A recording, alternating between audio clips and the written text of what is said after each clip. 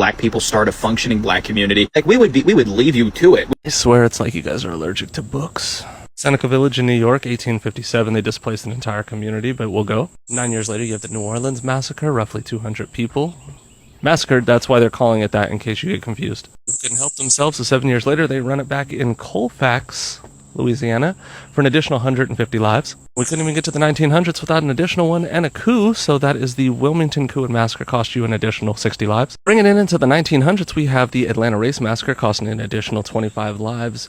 Right before, I believe, 4 years prior to the 1910 Slocum Massacre, that was anywhere between 7 and 100 lives lost, but there was suppression on the record. Ooh, wonder why. Can't make sure we give out the correct information on the evil we done did.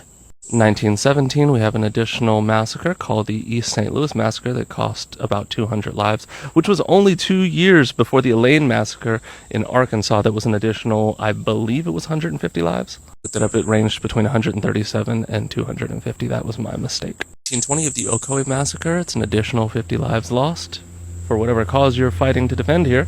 1923, we have the Rosewood Massacre. You want to talk about the flooding of Cahuenga in 1926? We can do Oscarville, aka Lake Lanier, 1956, another time we flooded an entire community that still had humans in it. And in 1985, look what the government did to Philadelphia. Type in Philadelphia Move, B-O-M. Oh, okay. I say all that to say that these people don't live in the same reality as us. We are now at the point where we are trying to convey, convince, conversate with people who don't live in the same reality.